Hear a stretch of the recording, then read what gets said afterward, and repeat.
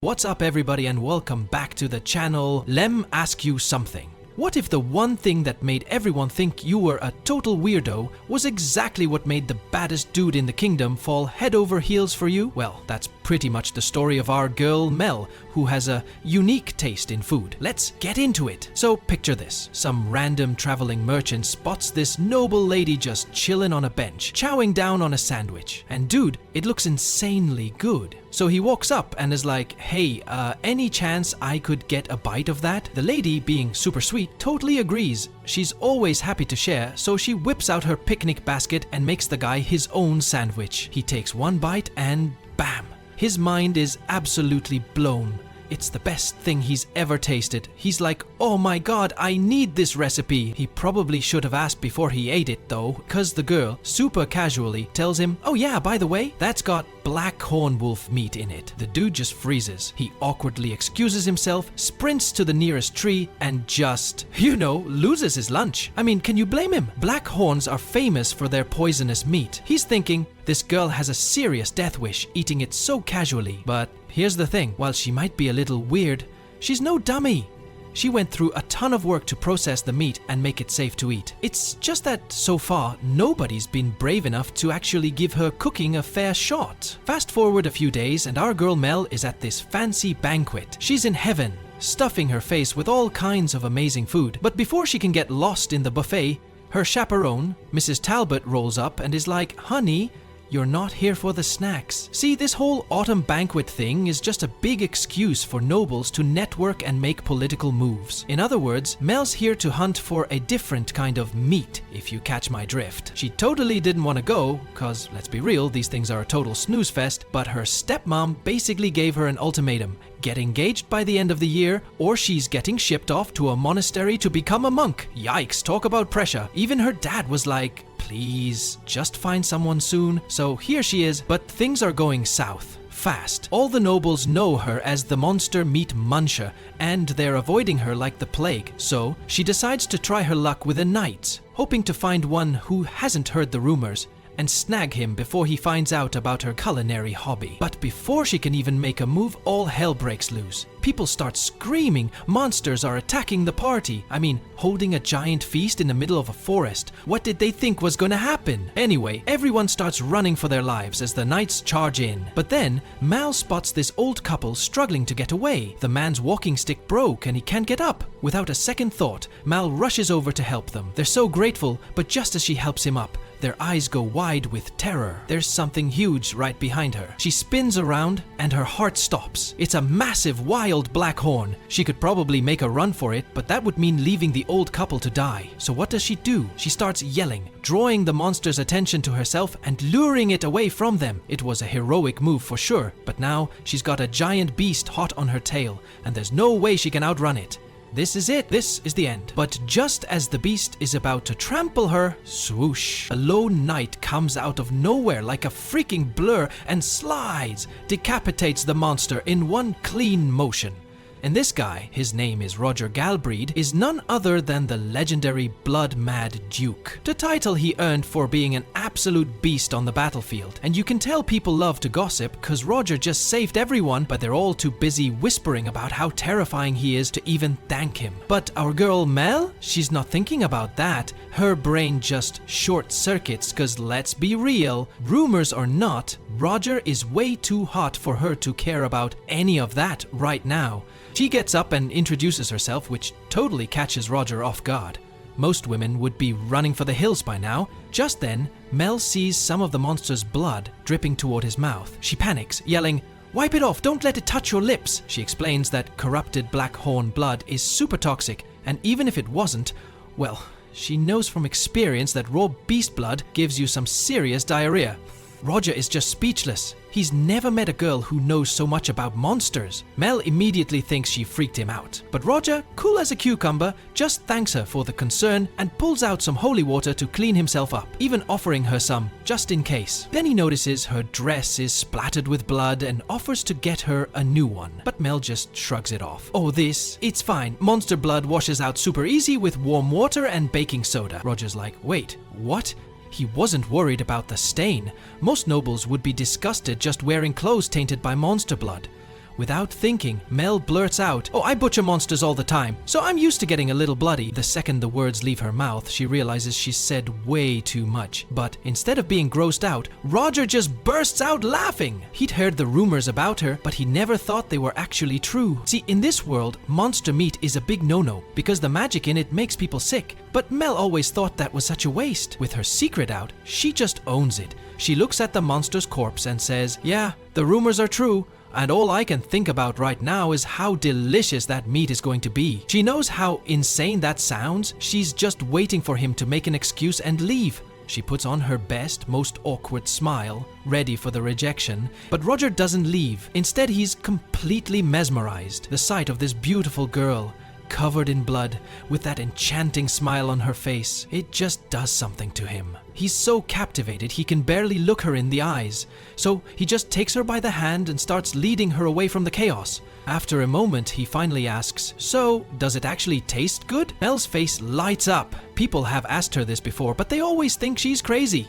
She tells him black horn meat tastes a lot like beef, and for the first time ever, someone, this incredibly handsome duke, is actually listening, taking her seriously. She explains that the trick is to bleed out all the magic, and he asks if she'd make some for him sometime. She's ecstatic, she agrees, but warns him that this particular monster's meat might be a little tough on the stomach. He doesn't care. He says he's looking forward to it. He takes her to his private pavilion to get cleaned up. While his subordinate, Chaos, goes to find her a new dress, Roger starts preparing a hot bath for her. Mel insists he should clean up first, since he's way bloodier than she is. He's like, "Yeah, that's the plan," and just starts taking his shirt off. For him, it's no big deal. For Mel, her heart is about to beat out of her chest. She's seen knights training shirtless before, but this is different. He asks if she's okay, and she can't even lie. She just blurts out, "I was just admiring your incredible physique." Roger, who's never really thought about his body, just says he trains a lot.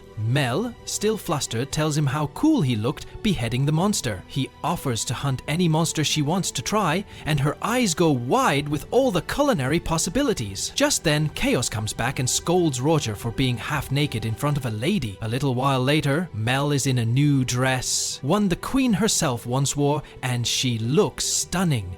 Roger thinks so too, even while he's casually holding the severed head of the Black Horn. His men are all in shock. This girl isn't even fazed. They're so happy he's finally found someone who gets him. As he walks her back to her carriage, he promises her a special present next time they meet. She smiles and says, "I can't wait. But if it's a monster, can you capture it alive? The meat tastes better that way." Roger has never captured a monster alive, but for her, he's up for the challenge. As a parting gift, Mel offers him some monster jerky she made. Without a second's hesitation, he takes a bite, and it's delicious. Chaos freaks out, yelling that he can't just eat untested food, but Roger just shoves a piece in his mouth to prove how good it is. They both love it. Roger tells Mel he can't wait to see what else she can cook up. And that's when it hits her. She ducks her head, trying to hide her face. She's just so moved, tears start welling up in her eyes, cause for the first time ever, someone gets her. Someone doesn't think her passion is weird or gross. She quickly pulls it together to say a final goodbye, but you can just tell she is already counting the seconds until she can see him again. And man, what a place to end it. That was the end of episode 1, guys. You are not gonna wanna miss what happens next, so make sure you smash that subscribe button, and I'll catch you in the next one. Peace. Our episode today begins in the beautiful lands of Marchaled. We find Milvera sitting with her maid, remarking, "It is very good to return home early." As winter has already begun, they soon arrive home, where they see their father waving from a distance, though his expression is clearly furious. He rips open the carriage door and demands, "What have you done?" Milvera, confused, replies, "Father, what do you mean regarding a fiancé? I failed to find one, unfortunately." He scolds her. "You fool! You are a lady of the Markle family. You are no match for a duke." "What is going on? Why is Duke Galbraith asking for your hand?" She gasps. What? I don't believe this. Does he need help planting onions or something?" He snaps back. "Idiot! I'm not talking about farming. He wants to marry you." Milvera is utterly stunned. Her father throws his hands over his face, muttering, "Oh dear, oh dear. How am I supposed to answer this official's letter?" Milvera, meanwhile, is overwhelmed. Remembering Roger's earlier words, this is a promise. She is highly stressed and doesn't know what to do. The scene shifts to Roger, the high official, speaking with an associate. Roger reports, "The hunters got overly excited and entered the forest. ending up in a typical monster den. The creature contained powerful magical venom. Despite that, I successfully completed my duty without any casualties. The orange-haired official, Maxim, replies, "Bravo! You did everything you could. You can call me Maxim, just as you did before. You and I are brothers, blood brothers from the same parents." But 17 years ago, when I became the Crown Prince, Roger, I became your subject and was adopted by the Galbraith family. That line must now be drawn between us.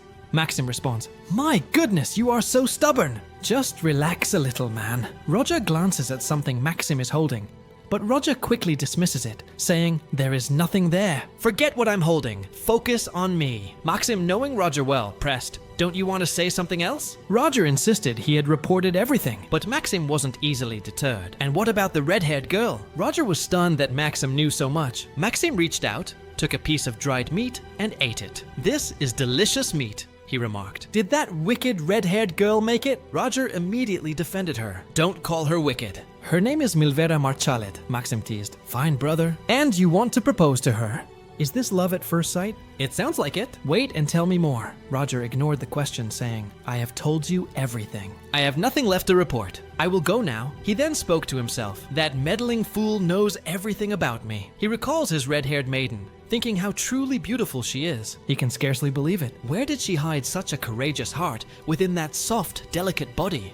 She was not only fearless in the face of the monster, but she looked beautiful, even with the blood staining her. She truly captivated me instantly. Just then, attendants arrived saying, "Your Grace, we have located the buckhorn." It appears to be the only rabid monster. Roger replies, "Well done, men. As a precaution, I requested His Highness cancel any further hunting operations." They then ask, "Will the young lady be joining us at future banquets as well?" Roger fumes internally. "Even you idiotic busybody." Later, Roger is alone, reflecting. Milvera didn't believe me when I promised to bring her a gift. She probably just thought I was being polite. He remembers her clearly. Those tears in her green eyes. They were truly beautiful. I will not allow such an expression to stain her face again. I genuinely love her. It was truly love at first sight. The scene returns to Milvera. She holds the opulent jeweled box and asks, "Did the Duke truly send this letter in this luxurious container?" Her father explains, 7 days ago, a messenger arrived riding a massive eagle bearing the Galbraith family crest. Milvera bursts out, "What? What? An eagle? That's not fair, father. I wish I could have seen that." He continues, "Yes, its wings were indeed breathtaking. But wait, Milvy, tell me, what exactly happened with the Duke at the banquet?" She shrugs. "Father, ask all you want, but it won't change the outcome. I was attacked by a rabid monster, and the Duke rescued me." She reads the letter, which states, to her father, "Hear me, esteemed father. I spent rewarding time with your daughter at the previous banquet. I formally request the hand of Miss Milvy in marriage." Milvera thinks, is he truly serious? He must have a hidden motive. Her father, with the yellowish drooping mustache, ponders, "We need a compelling reason to refuse a formal proposal from such a high official." They decide on a reply. After Milvera takes a refreshing shower, they write the refusal. The letter states, "Father is correct. We have never formally met. We were merely excited while enjoying the monster meat." But she has a sudden realization. Monster meat! The Duke had no one to share his strange desire to taste monster meat with. Perhaps those awkward moments arise when you can't find someone to talk to. She mentally adds, "As a kindred spirit, you can discuss your strange culinary preferences with me whenever you like." Suddenly, something strange happens. The paper emits a glow. Milvera exclaims, "What? What? Is this magic?" Soon after, another letter arrives from Roger, announcing he will visit before deep winter sets in. "Look forward to the 18th of the month." Her father glances at the date and cries, "What? What? That's tomorrow." We find Milvera talking to herself. Father is still flustered, and so am I. My heart is pounding fast. "The Duke is coming tomorrow." What should we do? But does he genuinely intend to propose? He doesn't have to go through all this just to try monster meat. There's no use worrying about it. She paces the room, unable to sleep. She holds a portrait of her beautiful mother, reflecting on the memory of being held by her. She then determines, "I must prepare delicious monster meat for the Duke tomorrow so he can truly enjoy it." Finally, she manages to fall asleep. The next morning, Milvera is trying to get dressed when Miss Celia, in the blue gown, rushes in, asking, "Are you still changing?" Milvera apologizes, having just woken up and feeling the rush. As they help her into a beautiful dress, 6 massive creatures appear in the sky, a flock of ice dragons. The greatest surprise is that one of them is being ridden. Yes, it is Roger. He greets her saying, I have arrived as scheduled to request your hand. Then I have already brought the gift I promised you. Milvera calls out, Your Grace, please let the dragons land safely in the northern pasture. I will be there right away. Milvera thinks, Oh my goodness, he is so brazen. What should I do? His style while riding the dragon is stunning. And this ice dragon, I've never seen its like. I am so anxious and completely lost. Meanwhile, the maid in the blue dress, Celia, calls to her angrily. Hurry, close the window and come. Come quickly. I can't believe he arrived suddenly on a dragon. That's why people call him the Mad Duke. Celia is clearly very jealous. But Milvera announces to her, I have accepted my marriage to the Duke. The maid grows even angrier, whirls around, and storms out. On the other side, Milvera finally steps out to meet the Duke, Roger. Roger says, Forgive me for my early arrival. We also see his aide, Caius, who apologizes. Excuse our premature arrival. We are truly sorry. But His Grace ran out of patience. He could not wait any longer. What is your answer?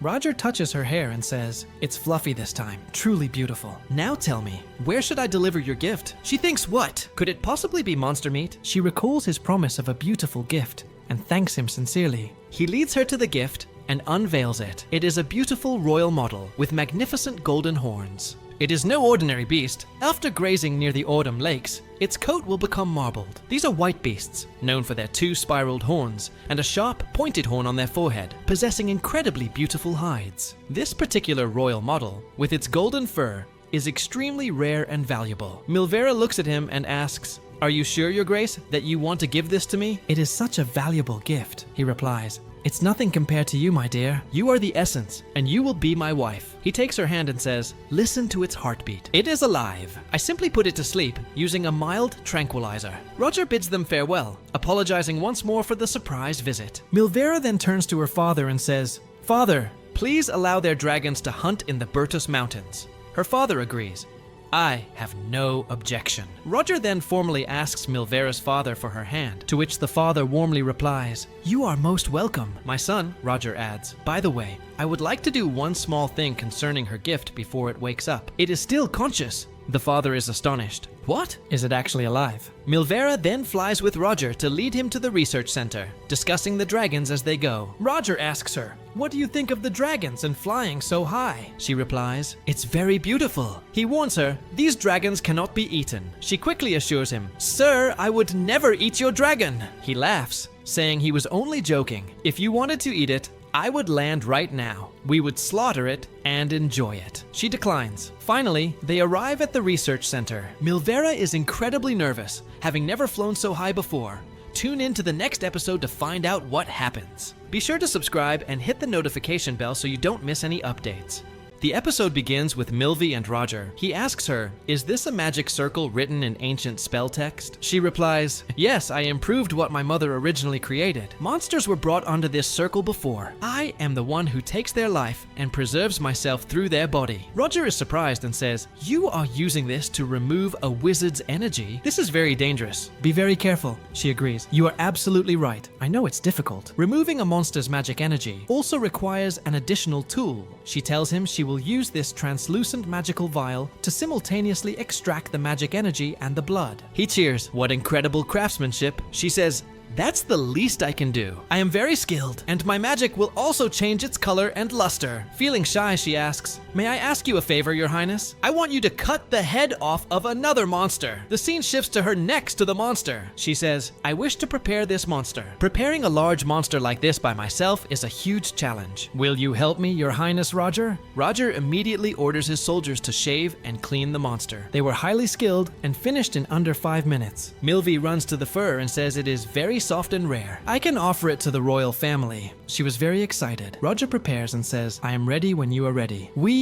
will cut the monster. Roger steps forward, sharpens his sword, and performs a clean slaughter by instantly beheading it. He was highly skilled, like a butcher. He asks her, What do you think of me? She says, Bravo! I am truly impressed, and applauds. Now she uses the vial to remove the magical energy, and she successfully sucks up all of it, but the container breaks because one vial is not enough. She says, "What am I going to do now?" Roger comes up behind her and asks, "What should I do now?" She replies, "I am in big trouble. There is more magical energy than I expected. Can you replace this vial with a spare one over there, right now and immediately?" He quickly brings her the vial. She finishes using up all the magical energy, but she nearly faints. Roger catches her. She says, "Thank you. It worked." He was very impressed because she completely cleaned it of blood. She says, "I am very skilled, and this was thanks to my mother." Then she recalls that a severe drought and famine occurred 17 years ago. Many of their people suffered from hunger, as the martial arid lands were poor in resources and the soil was not fertile. Therefore, her mother began research into whether rich monsters could be used instead. Milvi continues by saying that if this work could be achieved more easily by anyone, then at that moment, monsters would turn from a source of trouble into a source of delicious food and a means of saving people. After her mother's death, she took over her research, and recently she had been having a lot of fun eating rare monsters. Roger asks her, "What will you do with this crystal?" Milvi answers that she will use it to start fires, and with this amount, she won't need fuel for cooking or for the lamps in the research building for 2 months. He asks if she will use it for anything else. Milvira couldn't answer because she didn't know if there was another way to use it. Roger mocks her, then tells her she must know that her research is far more useful than what the court wizards are doing, as the magical energy inside that crystal can be used to make a weapon that destroys nations. Mil is surprised by his words because she doesn't know anything about this, having only dealt with monsters the size of Yakol and Toko. Roger informs her that rumors will remain rumors, but when they are spread with malice and take on a life of their own, they can cause unimaginable tragedy. "Let them say what they will," he says. "If anyone tries to harm you, I will show them no mercy." Then he asks her if the rumors about her drinking fresh blood were true. Mil is shocked and tells him she would never do that. Roger tells her he thought he was looking at a vampire because he was captivated by her beautiful, blazing red hair and her green eyes,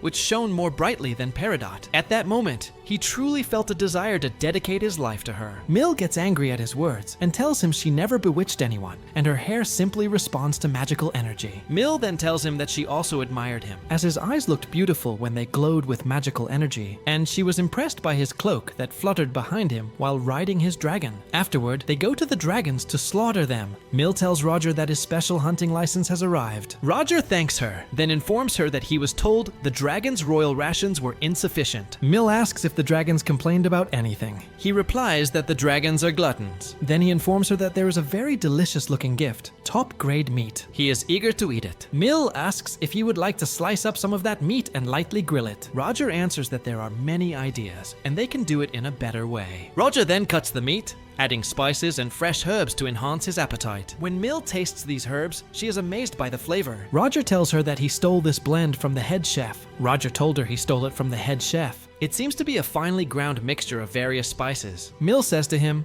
"We only taste to check for poison. We don't eat secretly." Of course, we will start eating now. Mil then prepares the food, saying, "As a precaution, we will cook it completely first and wait until it's cooked. It's necessary to make it delicious. Then we will turn it over and cook it again." Chaos arrives, saying, "You two are secretly eating together. You can't expect me to believe otherwise with this delicious smell." Roger tells him, "We're not doing anything," and hands him a paper to go feed the dragons. Chaos wants Roger to come and join them. "Your dragons are hungry and complaining while you're here eating with her." Roger refuses due to being busy with Mil. Chaos then speaks to Mil, saying, "Our knights haven't eaten anything but awful monsters until now. I want you to allow them to eat by granting them the honor of testing whether the food is poisoned or not." Chaos then asks Roger, "There's no need for his food to be cooked. I will test the toxicity of this meat." Roger refuses, saying this piece is his and he can test another piece. Chaos says to him, "Don't tell me you're clinging to this because it's the first meat Mil cooked for you. You are so narrow-minded. Women don't like men like you. 3 out of 1,000. Mil speaks to Chaos and asks him to test this piece of meat. He tells her he has no objection and thanks her for her precious life. Chaos eats the meat and is greatly astonished by the beautiful taste, saying, "It's not gamey at all. It also melts and spreads inside my mouth. This could practically be called a drink. It's so delicious. There is no poison in it, and it won't upset my stomach. Most importantly, it tastes different from the monster meat we ate just to satisfy our hunger. But the magical energy causes stomach pain." Mil apologizes, saying, "I have never had my stomach hurt by magical toxins before, so I can't discuss the subject. But according to those who have been affected, symptoms can appear immediately or late at night." Roger gets angry at Chaos, saying, "I can't wait until tomorrow morning. You've tasted enough. I'm going to eat now."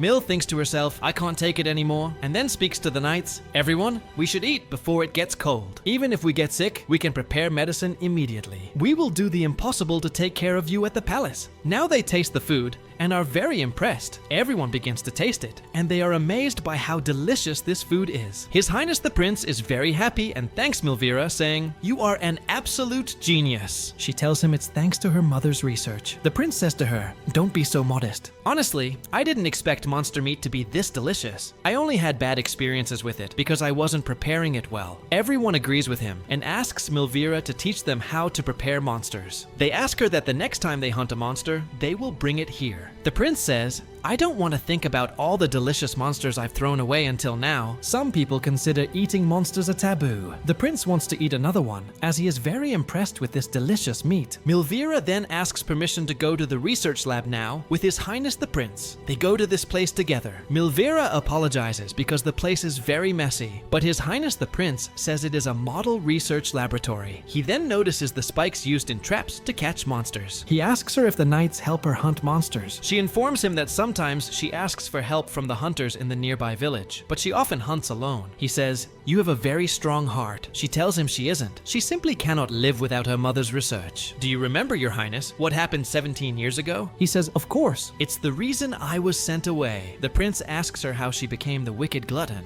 She tells him, "I am a girl with a suspicious past, ignored by high society. I would only be an obstacle if you married me, my lord." The prince tells her, "I don't ever want you to abandon your research. You can continue this research with all your heart, and I want to know more about me." She says to him, "If you want to know more about my research, I would be happy to help you at any time." The prince informs her, "I want to know exactly how you feel about me. I am the mad bloody duke. Don't you fear me? I have killed monsters while covered in blood. I am ill-behaved and a duke in name only. What do you think of me?" No, she thinks to herself, shocked. "I don't know what I'm going to do, but I feel like this prince is kind, despite all these behaviors he says about himself. Will she accept him as her husband? Or what will happen in the next episode? Wait for us in upcoming episodes of this wonderful anime. But please subscribe to the channel and activate the bell button to receive all our new content. If you finished the video, tell us which country you are watching from. Thank you for watching. Our episode opens with Milfera as she talks with her lover, Rogier, but she is very nervous. She tells him, "You are so handsome and gallant, Your High Excellency." His face flushes, and he asks her, "Do you really think so?" She replies, "Yes, if you ask me. I'm sure 10 out of 10 would agree on this. You are handsome, gallant, and beautiful." He says, "But you are the most beautiful, my dear. Your hair is lovely, like moonlight talk, and your eyes are green like car oil. My heart is racing, and I can't take it anymore. I want to marry you." She responds, "Me too. I adore your golden eyes, the color of gold." He takes her hand and tells her, "I will never be far from you." She tells him that she loves a strong man who doesn't shy away from anything. "I was happy when you were killing the monsters with full power. You are merciless and show no pity. You always accomplish an important role with ease. Why should that trouble you? You fight monsters, and it's natural for their blood to splatter on you. Moreover, you bring peace not just to the people of Galbraith, but to the entire country. Nothing is nobler than that." He then asks her, "Well, what do you think of me as a fiancé?" Here, she began to talk and think to herself because she had never considered this stage. The difference between her status and his might pose a problem, but being able to spend every day with a man like him would be more than wonderful when he says, "Good morning," every day. And when they sleep in each other's arms and he says, "Good night," that would be absolutely amazing. She was so deep in thought that he asked her, "Milfy, what are you thinking about?" She replied, "Nothing, but let me ask you another question first. You are certainly a desirable marriage partner, so why me? If we really get married, I can't imagine your people will accept me. And you know what the customs and traditions are like there. Marrying the notoriously greedy, monster-eating villainess whom everyone avoids will be very bad for you." He said to her, "I don't think my people will welcome you. Tell me, are you familiar with the Izini forest?" She replied, "Yes, it is a huge forest in the land of Galbaris and a hidden treasure in the land of monsters." He said to her, "Good, I will be with you. That is the destiny of those who bear the Galbraith name. I must eliminate all these monsters. For me, monsters were just prey in my view, so I was shocked when I heard you speak enthusiastically about eating them. When I saw you preparing that royal model, I saw your innovative and very passionate view of things. We sometimes eat monsters too, but we never thought there was a way to fully extract the magic from them." She said, "That is not my only strength." He replied, "What? What? You are turning annoying monsters into a valuable food source. It's natural that you would be welcomed." She asked him, "Do you mean that my research will be useful to you?" He began to think about the matter, concluding that if the notoriously greedy villainess could help just one person and they saw her research, things would be fine. Then he said to her, "With With me, you won't need anything. I can protect you from all the villains. I want you to use your knowledge to help the people of Galbraith. Then he asks her to use her knowledge to help the people of Galbraith. Milfera is impressed because he wants her to raise the bar of her work. This must be the contract between them. There is no beautiful romance tainted by bitterness between them, but she is very pleased with this generous offer and tells him that he will find her up to his expectations. Then she tells him that she will never deserve him. Rogier gets angry and informs her that he hates indirect style. If she wants to reject him, she should just do it. She replied with full enthusiasm that she accepts him and with pleasure. As he sees, all she cares about is her research, and she cannot do anything a lady should be able to do. But if hunting monsters is his duty, she can help him prepare delicious meals. Furthermore, she will give him some vials to use as he wishes, and this is the most she can do for him. But if this is enough, she asks him to do her a favor and marry her. At that moment, Claude enters, and Rogier informs him that they are ready to receive him at the palace. The Count is waiting for him in the reception room. Rogier stands up to go to him, and Milfera follows him. Claude stops her and asks her not to discuss the circumstances of their country or her research with anyone she does not know well. Then he follows Rogier to show him the way. As they go to the Count, Rogier understands that that man was eavesdropping on their conversation, and, of course, they will say that the notorious Mad Bloody Duke proposed to the Count's daughter. Then Rogier sits with the Count and informs him that the Galbraith family is honored to ask for the hand of his exceptional daughter. The Count replies that he is pleased to hear that, but he tells him about the incident that happened at the banquet. Rogier interrupts him, saying that day was very boring for him, and when the rabbit monster appeared, he was not surprised. He only wanted to kill it and finish it off. But when his daughter saw him drenched in monster blood, she was not afraid of him, nor did she look away from that sight. Rogier then thinks to himself about Milfera, that she will most likely accept him. He is sure she will do it. He then tells the Count that he knows this is surprising, but a nosy member of his family will not let him overlook the matter. The Count understands that this is what is bothering him, and that he understands his situation, so he will sign the contract. But the only thing is that his daughter's taste regarding monster research is different from his own. Rogier informed him that he had no problem with this. On the contrary, he would encourage her. He then asks if there is still another matter. The Count tells him that she is grateful that he admires his daughter, but Rogier immediately interrupts him and informs him that it is not accurate to say he admires her, but rather he desires her. Then the Duke says to Rogier, the Galbraith family raises its successors for generations, and you are looking for a fiancé now. Rogier thinks to himself that this is an obvious question, but he must tell him in the end. He then addresses the Count, saying, allow me to explain the reason for my desire for her. After that, we see the Count laughing at Rogier's words because he said she was comfortable and attractive. Since the spiritualistic doctrine is widespread, she was destined to live in disgrace if nothing changed. I intended to send her to a convent when I thought about what was in my daughter's best interest. I hope I don't have to, but I am committed to my position as Count. This is pathetic. But even though I am her father, I cannot protect her, so please, I want you to protect her. Rogier interrupts him, saying, when she joins my family, I will protect her. You can rest assured and leave everything to me. After that, the scene shifts to the palace, specifically Milfera's room, where they are tidying up. Milfera tells Suren to put the light items in wooden boxes and all the documents together. Milfera thinks to herself that she is preparing to move to Galbraith, but her room is overflowing with items transferred from the research center at the Duke's request. I will take everything from the center with me, and he even left some knights to provide assistance. And your son and I became officially engaged since his visit, but it seems he cast a powerful spell on this contract. Rogier reassures her, you swore to break off our engagement. I wanted to live up to your honesty and determination. But don't tell Caius about this. He always finds something to complain about. Then, the Count tells them that they are now officially engaged, and I want you not to recall that part to my daughter. The prince says, you admit it? You were the one who spread rumors about the greedy villainess among high society, deliberately tarnishing her reputation. I protected her from those who might use her research for evil purposes. The father admits that he went too far, and the prince then asks him to refrain from speaking about it in the future, with his permission. After that, we see Milfera reading the engagement contract paper and noticing that the magic in it seems exceptional. Mulan comes to her and informs her that the royal model is ready for transport, and the dragons will transport the frozen cargo by air. Milfera gets very encouraged and excited and asks him to make sure it is completely frozen. As for the golden fur, we will leave it here, and I will sew warm coats for my father and your son. After that, Milfera looks at her belongings and talks to herself, saying, we are close to finishing, and I should finish at the same time as his arrival. But even so, do betrothed couples usually move in together this quickly? Then she remembers what the prince said about about winter, that it is a long winter in his country, and he said that he wants her to adapt to his country because they are special. She then holds a picture of her with her mother and looks at it, remembering that she lost her mother when she was young, and training as a housewife was difficult. Suddenly, the door is knocked, and a man enters, informing her that, "My lord, the prince is waiting for you in the main house." Milfera goes with him and asks him to take care of her father. Before she leaves, she looks briefly at her room and says, "I will never return to this room again," and she is very happy when she remembers that this engagement will never be broken, and I will live my whole life with this very handsome and generous prince. After that, Milfera goes to her father's room, knocks on the door, and then opens it. She is shocked to see Sheila, her stepmother, and is surprised by her presence here, asking her, "What are you doing here?" Sheila says to her, "I may only be your father's wife, but what mother wouldn't bid farewell to her daughter before her marriage?" The smell of that dragon is very repulsive. I feel disgusted. "Your father is outside making sure your luggage is organized. That dreadful room of yours must need purification. I hope you didn't leave anything unnecessary before you left." Milfera says to her, "I will leave the golden fur of the royal model.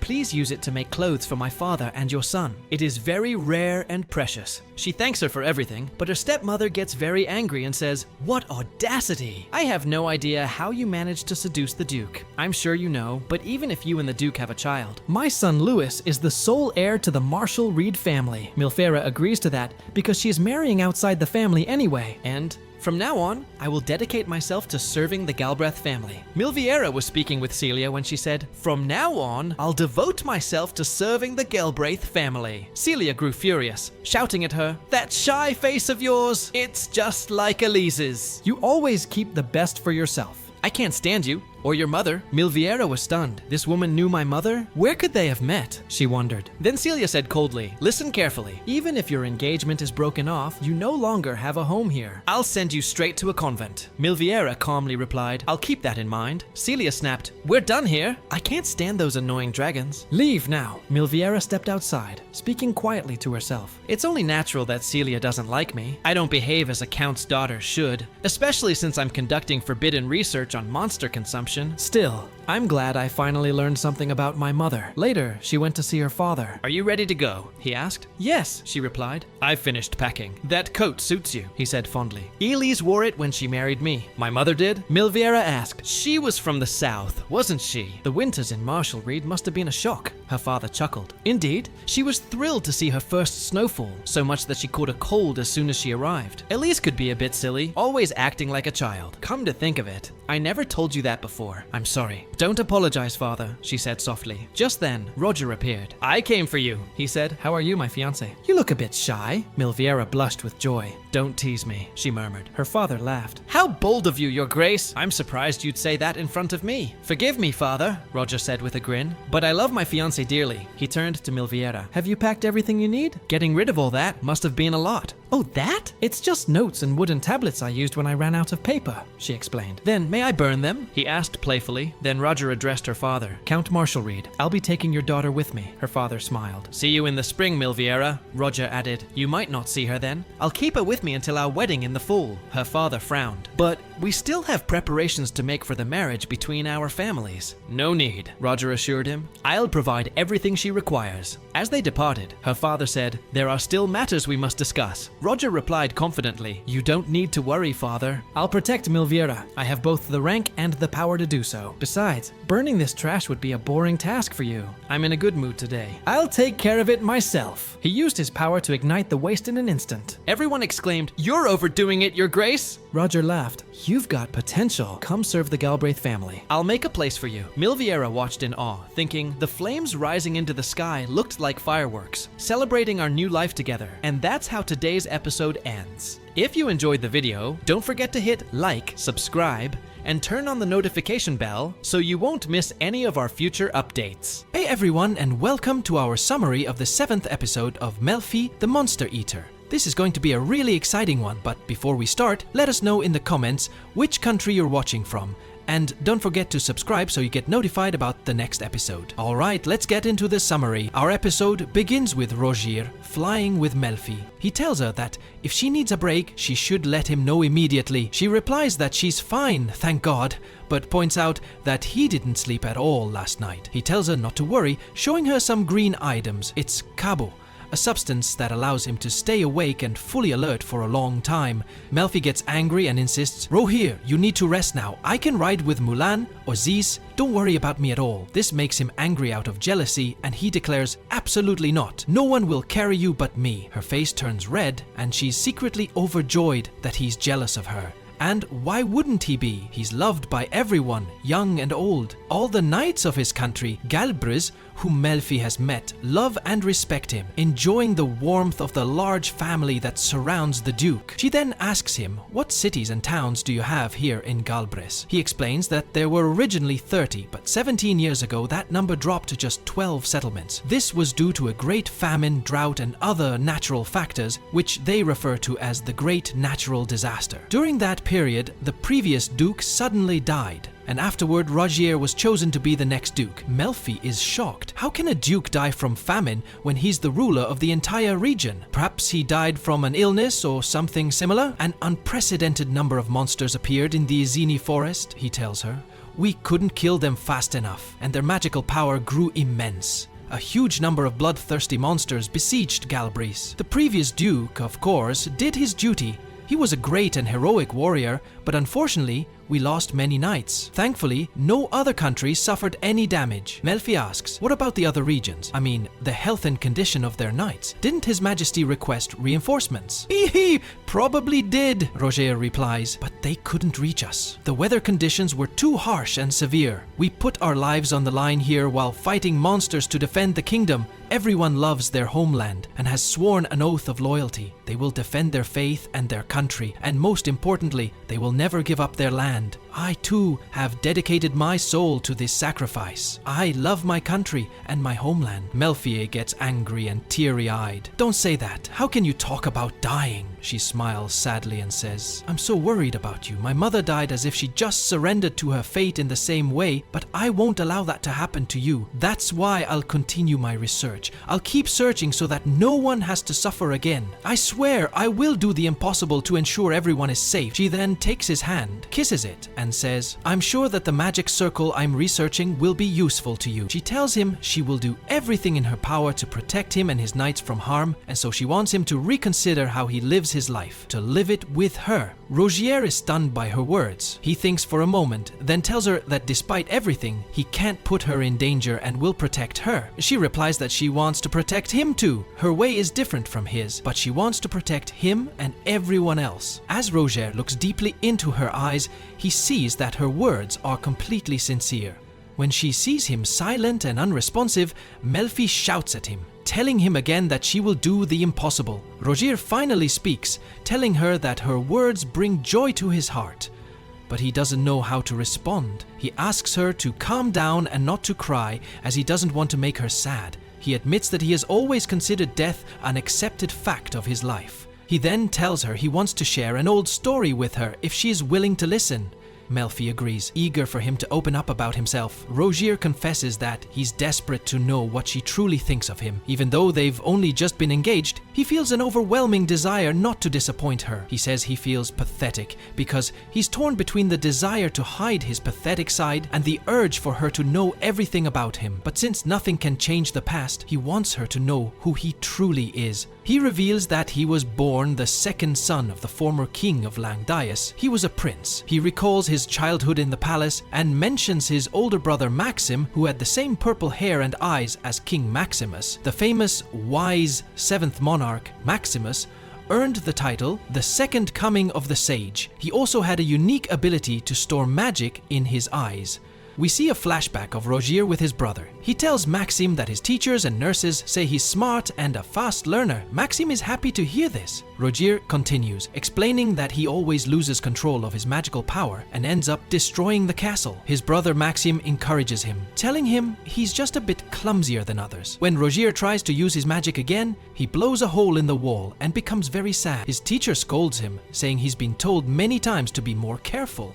Suddenly, Rogier collapses, having lost control and developed a high fever. Back in the present, Melfi is shocked to hear this, knowing it's incredibly dangerous to lose control of one's magic and that it could have killed him if the fever hadn't subsided. Rogier reassures her that he's fine now. He tells her he knew she was very worried about him last night, sensing that she lost someone very close to her, her mother, and that he will wait for her to be ready to talk about it. He continues his story. When he became strong enough to handle the magic inside him, the only safe place left for him in the castle was with the knights. The reason was simple. He then recalls meeting Caius, who told him he knew he was the out-of-control prince that all the staff and servants feared. Caius then kneels and kisses his hand. Rogier reflects that although Caius was very critical of him when they first met, he was the first knight to ever swear his loyalty to him, even though he could have easily followed in his father's footsteps and joined the royal guard instead. He could have followed in his father's footsteps and joined the royal guard, but he's a trusted partner who followed me to the lands of Galbris. Melfi is delighted by this wonderful story. The prince then embraces her and she feels a great warmth. He tells her that the rest of the story isn't very pleasant. It happened 17 years ago and is one of their national secrets. I don't mind telling you everything about myself. Our engagement had the king's approval, and I never intended to marry anyone. But the moment I met you, I changed my mind. The prince then details what happened 17 years ago. My father appointed me to prevent a succession conflict, even though my older brother was the one who should have ascended the throne. At that time, the kingdom was weakened by the drought and famine that struck the region. The nobles were on the verge of rebellion, and he had no other choice. However, some nobles supported the harsh measures of making me the crown prince and sending me to attack other countries. They wanted to expand our territory through invasion under the wing of a magically powerful prince. Thanks to my unique sight, an internal conflict erupted between the pro-war and anti-war factions. Kairi's father fell when he became involved in it. Rohir continues, when I realized what was happening and heard the servants saying the wars had escalated, I rushed to my brother and told him, I will take the name Galbris, so you will become the king. We cannot allow this tragedy to happen again. His older brother replied, you are so young, yet you speak like this. This is very saddening. Aristide, Rogier's full name. My father then went before the people and informed everyone that I would become the king's successor and we would end this suffering as quickly as possible, and so my brother became king while I chose the path of the knights. Several years later, Rohi sits with his brother and discusses their strategy. Monster hunting cannot be the only goal for the Knights of Galbris. I want to offer them something more. His brother liked this sound idea and wanted to give Rohi a position in the royal guard since he had served 5 years with great distinction among the knights. Rohir agreed, believing it would strengthen their position. Caius then adds, we are also exploring uses for the monsters we hunt. Some are sources of rare materials, so it is wasteful to simply dispose of them. The king notes that depending on the quality, they might be able to pay large sums for the materials. They are all happy with this news. Returning to the present, Aristide Rogi says, and we are still flying on this dragon. Of course, none of this would have worked out if the king and I weren't brothers. Melfi is very happy with this wonderful system. The prince tells her, we will continue hunting monsters to protect the kingdom, and if another disaster strikes the land, I will sacrifice my life. Melfi argues, instead of sacrificing your life, let's look for a way to do something about the disaster itself. The prince is amazed that such a thing might be possible. Rogi asks her, is something like that even possible? Melfi replies, monsters keep increasing in number. There's a limit to how many you can hunt. Raja concedes, but someone has to do it. Melfi challenges him. Will you sacrifice yourself, Duke Aristide? Absolutely not. I refuse. If my new research succeeds, extracting magic from living creatures, or rather, extracting magic toxins, the monsters will stop losing control and attacking people. You won't need to risk your life. Plus, if I learn to extract the magic toxins while they're alive, maybe I can even prepare delicious meat from the rabid monsters. Rogier is clearly amazed by her idea. Then he leans in and kisses her. He tells her, I am seriously considering how to truly live my life with you. Melfi is stunned by his words and tells him, please don't tease me. He then points out their destination. Do you see that, Melfi? We are about to arrive. In moments, we'll reach Galbris. This below us is the Izini forest. Isn't it magnificent? It's far too vast for me to know all of it. Even I would get lost without a map. Melfi notes, this massive forest is infested with monsters. Rogier explains, no doubt about it. These lands contain ley line magic ore, and the ore sources lie deep underground. The soil and air are saturated with magic. Melfi is startled and thinks to herself, a forest where only monsters live? Wait a minute, this is very dangerous. Rogier points out landmarks. Look, this is our Great Galbris River, and to the east is the Cowberth River, which feeds it and branches out in 3 directions from there. Melfi asks, are the rivers concentrated in one area? Rogier replies, This place is unique. The meltwater from the Galbraith's pastures flows underground until it surfaces here, Melfi says. But with all that snowmelt and these rivers, Reijou tells her, that's what you would expect. But during the disaster 17 years ago, it completely dried up. Melfi thinks to herself, if even this magnificent river dried up, then Marstald shouldn't stand a chance. Speaking of which, I wonder if the Duke knows why such widespread drought occurred in the kingdom of Langdius. Suddenly, Reijou says, forgive me, Melfi, but sitting like that is dangerous. Please turn around. The dragon speaks up. Do you hear me, your grace? It's a flock of Berghinons. There are 100 behind us, then 200. Their numbers keep growing, now 800. Reijou announces he will take the lead. I need 2 unburdened knights to take the rear. Who volunteers? Zith speaks up. Eric and I will take the rear. Reijou tells them, good, I'm counting on you both. Melfi thinks, the monsters are approaching. Do they mean these ones? There are so many. The dragon reports, about 600 are approaching now, your grace. They are picking up speed. Reijou replies, so are we. Let them get as close as possible. He hands Melfi a wind visor. Take this, it's a wind visor. Put it on. Melfi thanks him. Reijou apologizes. I'm sorry this is happening, but this is how things go in Galbraith. Melfi tells him, I'm fine. She asks, these are monsters, right? Are they airborne? He answers, yes, they are called Berghinons. They use a speed spell to hunt in flocks. It would be incomprehensible if we only had one rider, but it's rare for them to attack while we travel in a group. Melfi comments, the first monster I meet in the Izini forest isn't mentioned in my books. Am I lucky or unlucky? I love eating, but I'd rather not be eaten. The dragon says, we are ready, your grace. Reijou tells Melfi, hold on and stay steady. The dragon reports, about 400 monsters approaching now. Reijou asks Melfi, are you ready? They begin their attack. Melfi exclaims, this speed magic is amazing. We're going to crash. And that's where today's episode ends. If you enjoyed the video, hit like and don't forget to subscribe to the channel and activate the bell button to get all our new updates. Welcome back, friends. Today we're breaking down episode 8 of the highly anticipated anime Melfi the Monster Eater. But before we dive in, let us know in the comments which country you're watching from. And don't forget to subscribe to the channel so you never miss an update. Our episode picks up right where we left off, mid-air. Roger tells Melfi to hold on tight and stay steady because about 400 monsters are closing in. Things are getting intense. They hit top speed, going so fast they almost fall off. But Roger pulls off a smooth, evasive maneuver. Melfi is absolutely terrified, telling herself she needs to think about literally anything else to keep the fear at bay. Her solution? Food. She decides she should catch these monsters and eat them. They are birds, after all. She imagines stuffing them with herbs and roasting them whole, or maybe stewing them in a pot. Perhaps chopping, pounding, and frying them? She's convinced they'd taste delicious if cooked the right way. The situation is getting desperate. The monsters are relentless, stubborn, and looking to attack. Roger decides it's time to fight back. He orders his soldiers to flank them. You can see the power surging in Roger's eyes as they shoot through the air like rockets. They're avoiding a full-on clash strictly to keep Melfi safe.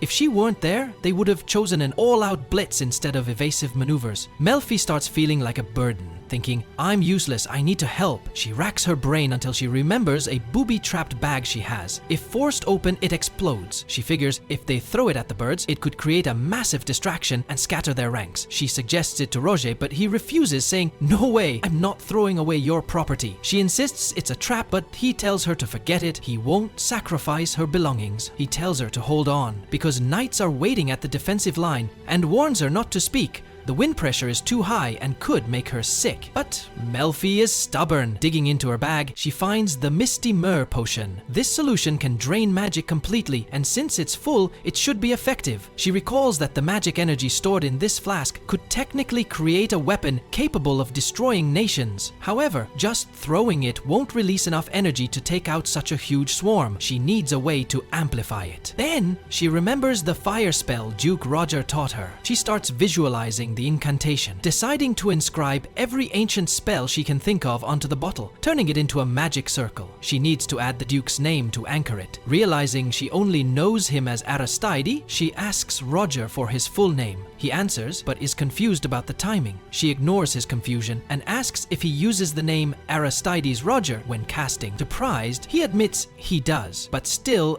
doesn't understand her questions. Melfi knows that spells are more stable and precise when the caster's name is included. To wipe out the entire flock at once, she actually needs some of Roger's blood. Since she can't easily get that right now, having him lick the bottle will have to suffice as a link. She asks him to do it. He asks if this contains Xanas's magic energy. She explains she inscribed every ancient spell she could think of, then instructs him to throw the bottle on her command. Roger looks at the bottle and sees a chaotic mix of fire spells: flame, shimmer, glow, breath, explosion, and eruption. He laughs, noting she can't possibly activate all those at once. He tells her to wait, then deliberately cuts his hand to smear actual blood on the bottle, supercharging the spell. The magic begins to prime. Melfi asks to heal his wound immediately, and he agrees, assuring her he'll end this fight quickly. Roger then coordinates the squad. He orders everyone to ascend at once. Ambry takes point, Zeth on the left, Eric on the right. He commands them to cast multiple acceleration buffs and climb on his signal. He then directs Moulin to hold his position. Roger flies over to Moulin and instructs him to buff his speed, punch through the enemy lines to create a distraction, and then immediately climb to safety. While the birds are distracted, Roger will unleash the spell to incinerate them. The plan goes into action. The team ascends and Moulin dives into the swarm to scatter them. Roger prepares to throw the vial. He wants these monsters to pay for exhausting his dragons and, more importantly, for frightening his beloved fiancée. He tosses the bottle into the flock. He assures Melfi that the spells she inscribed are about to trigger perfectly. Melfi is nervous, but Roger encourages her, saying she'll do great in Galbraith. This just makes her more nervous. Roger enthusiastically adds that creating a magic circle in these conditions is usually impossible, so this will be their little secret. Suddenly, the spell activates. A massive, fiery explosion engulfs the flock, blowing the birds to smithereens. And just as Moulin is communicating with the team, another massive explosion rocks the sky. Melfi is stunned by the sheer heat radiating from the blast, thinking to herself, with that kind of intensity, those birds must be totally burnt to a crisp by now. They continue their journey through the sky on their dragons. Melfi still looks a bit shaken, so Roger checks in on her. She assures him she's okay, admitting, "I just can't believe I actually pulled that off." Roger immediately gives her the credit, telling her, "You're the one who saved us with your quick thinking." Hearing this, Melfi is floored. Internally, she thinks, "I didn't expect that. I was so focused on catching delicious monsters to eat that I never considered the pure magic energy I extract, which is usually just a byproduct, could actually be used as a weapon capable of destroying nations. I can't believe it took me this long to realize it." She then turns to Roger, concerned, and asks if he considers her research to be forbidden or taboo. Roger reassures her immediately, "No one is allowed to scold you here. You can dedicate yourself entirely to your craft." He explains that, beyond making weapons, the magic energy stored in her vials has great benefits. It can be used to fuel furnaces, just like you usually do. It will be incredibly useful for our daily lives in Galbraith. Usually, lighting a stove requires flint or a spellcaster, but your vials could replace that. Plus, we need better lighting for the long winter nights. I'm sure the people would be thrilled to have magic energy distributed in small, safe quantities. Melfi reflects on this, realizing he's right. It doesn't have to be a weapon. It can be used to improve people's lives. She thinks, back in Martial Raid, no one cared about my research. The magic energy I collected was treated as trash to be disposed of. To them, monsters were just pests, but to me, they are a mine of food and resources. Roger not only accepts my interests and research, but he's showing me a whole new horizon. Moved by his support, she thanks him profusely. Roger laughs and replies, "Thanks to you, we survive without a scratch. I'm the one who should be thanking you." Melfi beams at his words, saying, "A spell's power depends on the caster. You were the only one capable of activating that chaotic magic circle. I'll make sure to write it smaller next time." Roger smoothly replies, "If that result was due to our beautiful teamwork, then you did an excellent job. Let's go monster hunting together sometime." Melfi is overjoyed. She's been wishing to go hunting with him for a long time. Roger tempts her further. The Gundar beehives are huge this time of year, and the Zakirt fruits are almost in season. Melfi's foodie brain lights up. She excitedly notes, "Both of those are specialties of the Erzini forest. The Gunter bee is a non-stinging insect monster about the size of a finger. I've read that their hives are rich with the scent of all the flowers and fruit nectar they gathered throughout autumn." Suddenly, Kaios swoops in to check on Roger after the explosion. But when Melfi lays eyes on Kaios' mount, a giant eagle, she is absolutely stunned. Kais rushes over to check if they're okay, and and Roger coolly tells him Melfi and I took care of them. Kais is confused. He can't believe they caused that massive explosion. He's shocked, asking how they could use such a reckless, demonic and violent spell while Melfi was riding with them. Melfi awkwardly thinks to herself, well, I'm actually the one who created that reckless, demonic and violent spell. Chaos assumes the G-force from the acceleration spell must have exhausted her, yet she looks completely fine. Melfi speaks up, saying she didn't mind the speed at all. Suddenly, the other soldiers start gushing over her. They praise Roger, saying, "You chose well, Your Highness. What a beautiful bride. Look at how fluffy her hair is." Melfi blushes, totally embarrassed. Back home, she was used to people calling her a weirdo, not complimenting her. Roger, seeing his men fawning over her, gets a bit jealous and snaps, "Hey, stop staring at her. There won't be anything left for me to look at." Finally, they arrive at Roger's territory. He points out the central building, telling her that's where they'll live. He admits it's unnecessarily huge, but she can pick whatever room she likes. Melfi looks down and sees a massive castle. Roger drops some lore.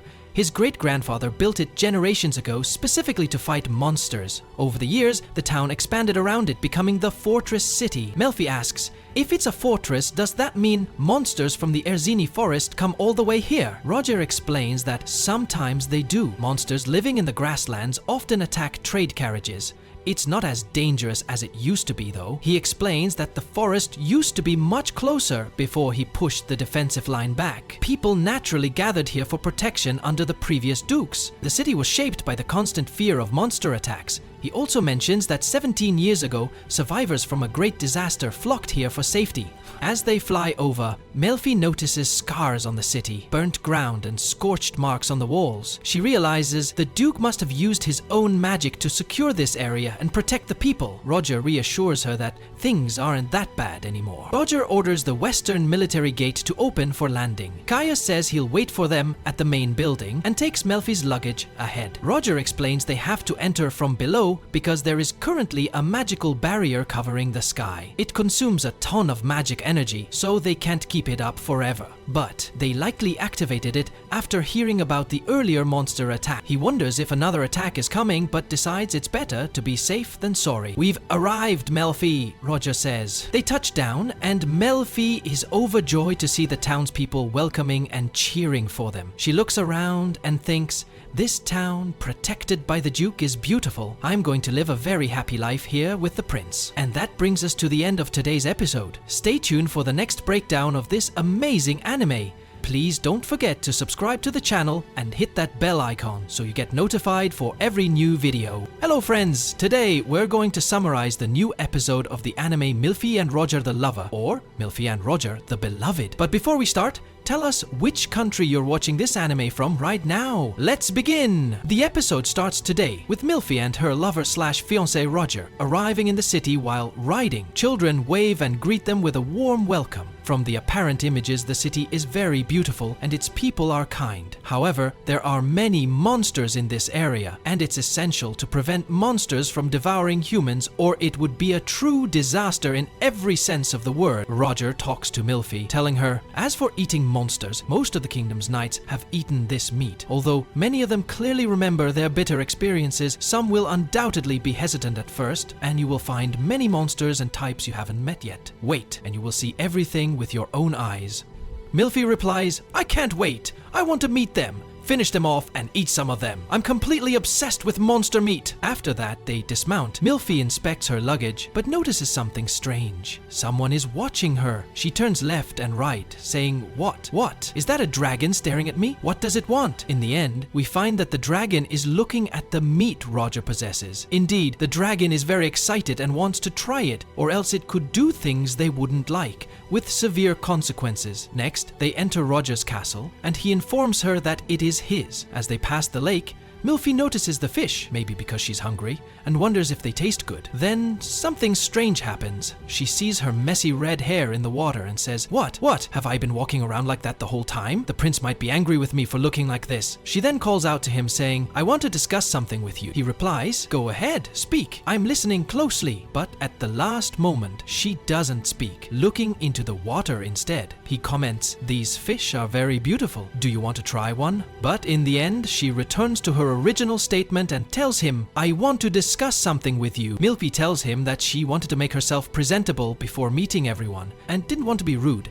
so she asks him to borrow a place to change her clothes. Roger asks her to forgive him, saying it wasn't her fault, and he can't believe how careless he is after all the scolding he received from Kaios. He then calls out to Mullen, informing him that they have a very urgent matter, ordering him to immediately summon the Blanche Company. Mullen doesn't understand, so Rogers angrily demands he call Lillian, Sabrina, or Natalie. He then turns back to Milfi and apologizes again for not being as considerate as he should have been.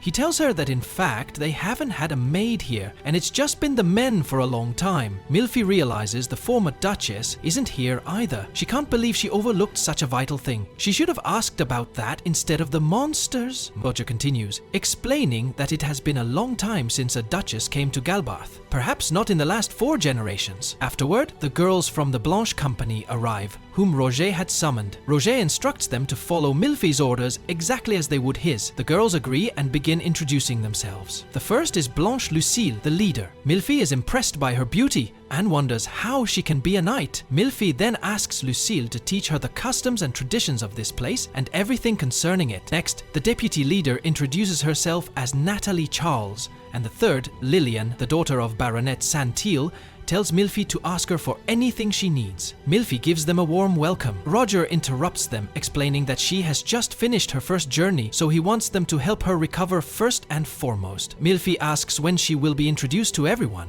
Roger replies that dinner will likely be a suitable time, then informs her that his room is next to hers and she can come meet him anytime if something is bothering her. After that, Milfi enters her room. Malon speaks with Roger, saying he is happy that Kaios was not here. Roger is surprised and asks if Kaios is another one of Malon's contacts, but Malon doesn't answer. We then transition to Milfi entering her room. She is very shy of Roger because he greatly enjoys her reactions. When she looks at the room, she is amazed by its beauty. It is truly gorgeous. Milfi refuses to enter the room with her shoes because they are dirty and will stain the beautiful carpet. Leader Blanche lifts her and places her on a chair. Milfi thanks her. Afterward, the girls approach her and ask if she needs anything, but Milfi thanks them, saying, "I don't want to take up your precious time. I can handle things from here." Leader Blanche refuses, saying, "The Blanche Company has been granted the privilege of serving as your personal guards. We are your sword and shield." She offers Milfi her sword, saying, "Grant us this honor as knights." Milfi is astonished. She takes the sword, opens it, and likes it very much. She tells them, "You are knights chosen by the Duke. That in itself makes you worthy of my trust. But I still know nothing about you, and you don't know the real me. Your sword is your life. You shouldn't give it to a stranger. I will return this to you. I made a promise with the Duke on the way here. I have learned what I must do in Galbarth, and I want Leader Blanche to accept me as your lady and consider me worthy of holding your sword." Blanche replies, "We will do our utmost to prove ourselves worthy knights for you." Milfi then asks if the sword was made by the same blacksmith who made the Duke's sword. She says, "I want a sword of my own too." Blanche tells her, "Yes, it was made in a smithy located here in Midley." Milfi then asks the leader to tell her the blacksmith's name or location. Next, the leader asks to comb Milfi's hair, but something strange happens to it. The leader apologizes, saying she is not fit for the task and the mistake is entirely hers. Milfi then asks her to make her hair fluffy/puffy anyway, because His Highness loves her hair when it is fluffy. Although Blanche is a knight, she begins preparing the things needed to fluff the hair. Milfi apologizes to her, but Blanche reassures her not to worry, saying she is used to it because she does her daughters' and sons' hair daily when they were little. Milfi is shocked that she is married and has children, despite her very young appearance. Blanche says she has 2 children, a son and a daughter, and adds that her daughter resembles her closely and wants to be a knight like her, which her father finds displeasing. Blanche proudly states, "I am very proud to be a knight of Galbarth." Milfi is delighted, realizing that the knights are wonderful. Blanche, however, is surprised that Milfi wants a sword. Milfi explains, "Yes, I want a sword like the prince's. I need it for slaying monsters so I can eat them." Blanche is astonished by this. Milfi continues, explaining that her relationship with the Duke began because he was interested in her experience. She then calls out to Miss Natalie, saying she packed her working tools in her bags and emptied them. She asks Natalie to please look for them. Natalie does indeed look for them and finds the blade, which is clearly well used over a long period. It looks like it has been used to cut bones and meat. Lillian is astonished that Her Highness actually eats monsters. Natalie stops her, putting her hand over Lillian's mouth, saying that is a rude and foolish way to ask. Milfi tells them, "It's okay, I understand your curiosity about me eating monsters." She then tells them her story about eating monsters. They realize she is a kind person. Lillian learns that monsters are very delicious and asks Milfi for permission to taste some. The other knights are then annoyed and ask Lulien to leave because she is speaking in a vulgar manner. She apologizes and starts to leave, but Milfi stops her and asks her age. Lulien says she turned 15 this year. Milfi says she is not an adult yet and is at a difficult age. She then asks Lulien, "Do you want to try some monster meat with me to see how delicious it is?" Everyone is shocked. Milfi then asks everyone to join her. Everyone gets excited, though some fear getting heartburn or a stomachache. But Miss Lillian is very enthusiastic. And Milfi is also very excited. Everyone is happy. With this happy ending, our episode concludes today. Wait for us in future episodes of this anime, and please subscribe to the channel and activate the bell button to receive all that is new. Hello friends, today we're going to summarize the new episode of the Milfi and Roger's Exciting Adventures anime. But before we begin, tell us in the comments which country you're watching the anime from. Our episode starts now with Roger and Moulin. Moulin was very tense, so Roger asks him, "What's the matter, Moulin?" Moulin tells him, "Isn't your room Terry's room and Milfier's room, Shield's room, connected by an internal door?" Roger assures him that everything is fine, completely normal and safe. "But did you see the bird that leads that flock?" Moulin then remembers the situation. "Because the duel was very fierce, perhaps the dragons were rabid." Roger ponders this. He says the largest monster bird among them fearlessly swallowed their vial containing immense magical power. The magical toxins must have driven it mad, and it went berserk while leading the flock. It makes sense now. Roger was deep in thought. Mullen tells him, "Calm down, sir. Thank goodness we were protected and no one died. But the magic circle, Milfi created it. She's a good girl. Maybe this girl has a high ability to create weapons, which is internationally forbidden. However, I know her true nature well. She is a kind-hearted girl. If she hadn't done that, we would all be dead now. But also, to protect Mullen, I'll need to utilize the help of those I trust. People like you, Mullen." He then approaches Mullen abnormally, making Mullen nervous. Mullen gets scared and says, "What's wrong, sir? Why are you staring at me like that?" Roger tells him he wants to talk about the terrifying spell they were just discussing. At that moment, Caius enters.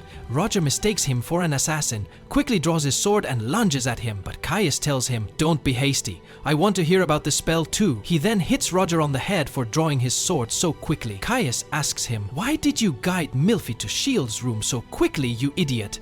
You used acceleration magic to rush back." Roger apologizes and says, "You should relax first. I am truly sorry, but I hastily gathered chambermaids who serve noble ladies, you idiot." Caius, "You fool! I assume you wouldn't leave her alone and want to guard her with these maids. Do you love her that much, you idiot?" Roger replies, "Yes, I love her, and I can't wait. I want to marry her immediately." The maids leave, and Roger is angry. He turns to Caius and yells, "How dare you make your mother work as a chambermaid, you idiot?" Caius replies, "There's no one else I trust more than her. She has experience from taking care of you when you were a child, so she's perfect for looking after." Moulin interrupts and asks what his sister is doing there, as she is just a baker. Caius answers, "Lady Siro is an amazing woman who got married and took over the family bakery business after her brother became a knight, and no one else was left to succeed the shop. And Lady Jordan is the wife of a knight from Galbraith. But this is just a temporary assignment, and I will choose new chambermaids someday." Roger thinks to himself that he doesn't object to Caius's choices, but he is always terribly calculating. After that, Caius uses his power to create a barrier enclosing only him,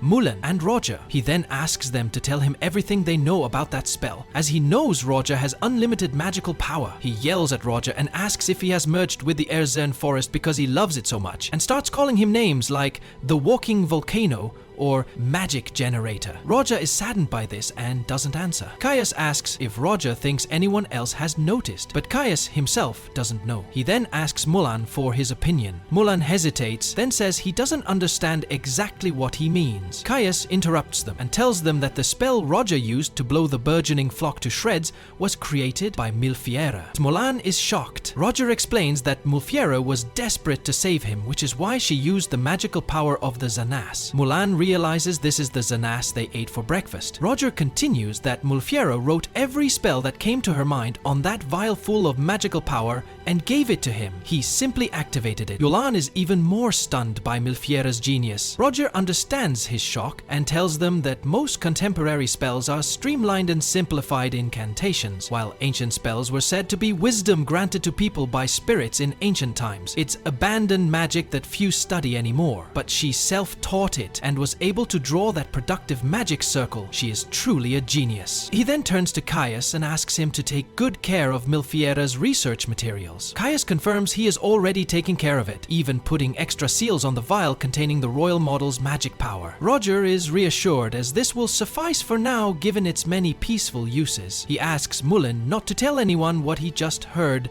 until the situation is resolved. Mullen agrees and asks why Roger is telling him this. Roger replies that he wants him to protect Milfiera with Blanche's company and resume his duties as a dragon knight, but also protect her if necessary. Mullen asks if Milfiera will be safe in Midley. Roger replies that there are many people in the area, so he prepared an isolated room he used to use to turn it into a research lab for Milfiera. Nothing must happen to her, and Milfiera's research must not be stopped. If it allows them to safely eat the monsters, Galbraith will change for the better. After the meeting, Roger sits alone and thinks to himself that he must also discuss this with Milfiera. She is a kind person and may not understand that there are people ready to use her research for evil, but he will protect her no matter the cost. Suddenly, Caius draws his sword and tells Roger they need to talk. Roger is shocked. Caius speaks while holding the sword, telling Roger, "You ate without me?" Roger is terrified of him because Caius never smiles. Caius then asks about the delicious Zanas that Milfi prepared and is very angry because they ate food he loves very much. A guard then arrives and asks them for something. Next, we see Roger talking to Milfi. "The men we left behind reported that some Burgening have gone berserk. I intended to take you on a tour, but I apologize that this happened right after your arrival. I'd stay with you, but the rabid monster birds might attack towns and villages. Don't worry,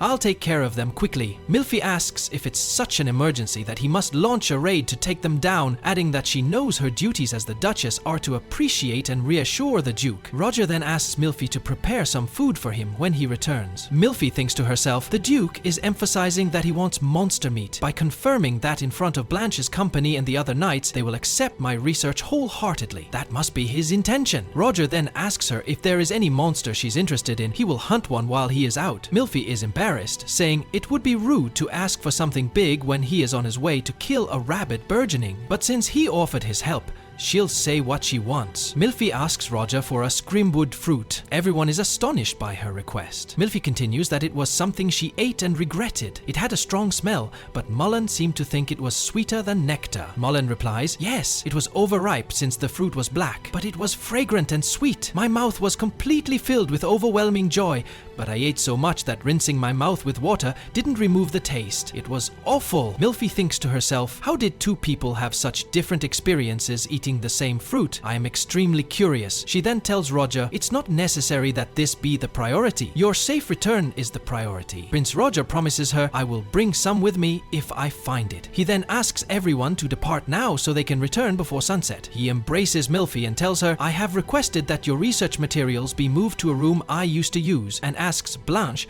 to guide her to this room. The next morning, we see Milfi very worried about her beloved Prince Roger.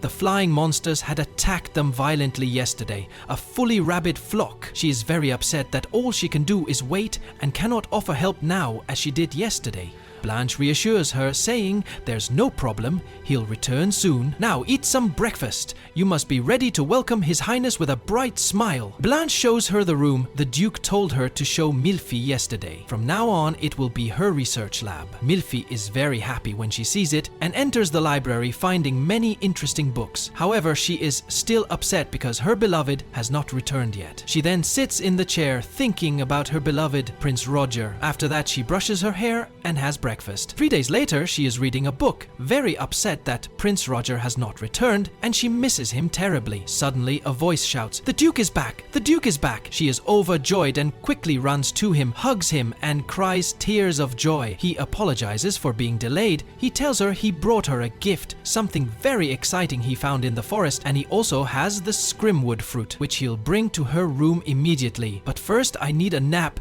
I'm exhausted." He is so tired that he immediately falls falls asleep on her and collapses to the floor, still hugging her tightly. After that, we see the fruit the Duke brought her. Everyone is holding their hands over their noses because it emits a very foul odor. She then takes out her magical vial and extracts the magical energy from the fruit. Extracting this magical power is a huge effort, and she successfully manages to extract the fruit's magical energy. Everyone applauds, very happy with this achievement. After the magical energy is extracted, the fruit's fragrance is beautiful. Its appearance has completely changed, and now everyone wants to eat it. That's where our episode ends today. Wait for us in the next episode of this wonderful anime. Please subscribe to the channel and activate the bell button to get all our new content.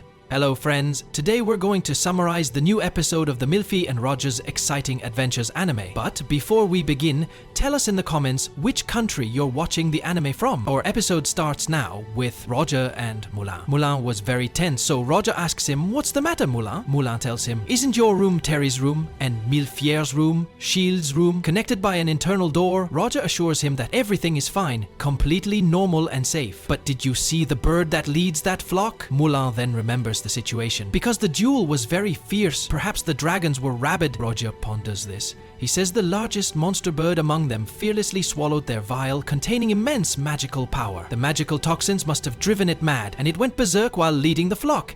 It makes sense now. Roger was deep in thought. Mullen tells him, "Calm down, sir. Thank goodness we were protected and no one died. But the magic circle, Milfi created it. She's a good girl. Maybe this girl has a high ability to create weapons, which is internationally forbidden. However, I know her true nature well. She is a kind-hearted girl. If she hadn't done that, we would all be dead now. But also, to protect Mullen, I'll need to utilize the help of those I trust. People like you, Mullen." He then approaches Mullen abnormally, making Mullen nervous. Mullen gets scared and says, "What's wrong, sir? Why are you staring at me like that?" Roger tells him he wants to talk about the terrifying spell they were just discussing. At that moment, Caius enters. Roger mistakes him for an assassin, quickly draws his sword and lunges at him, but Caius tells him, "Don't be hasty. I want to hear about the spell too." He then hits Roger on the head for drawing his sword so quickly. Caius asks him, "Why did you guide Milfi to Shield's room so quickly, you idiot? You used acceleration magic to rush back." Roger apologizes and says, "You should relax first. I am truly sorry, but I hastily gathered chambermaids who serve noble ladies, you idiot." Caius, "You fool! I assume you wouldn't leave her alone and want to guard her with these maids. Do you love her that much, you idiot?" Roger replies, "Yes, I love her, and I can't wait. I want to marry her immediately." The maids leave, and Roger is angry. He turns to Caius and yells, "How dare you make your mother work as a chambermaid, you idiot?" Caius replies, "There's no one else I trust more than her. She has experience from taking care of you when you were a child, so she's perfect for looking after." Moulin interrupts and asks what his sister is doing there, as she is just a baker. Caius answers, "Lady Siro is an amazing woman who got married and took over the family bakery business after her brother became a knight, and no one else was left to succeed the shop. And Lady Jordan is the wife of a knight from Galbraith. But this is just a temporary assignment, and I will choose new chambermaids someday." Roger thinks to himself that he doesn't object to Caius's choices, but he is always terribly calculating. After that, Caius uses his power to create a barrier enclosing only him,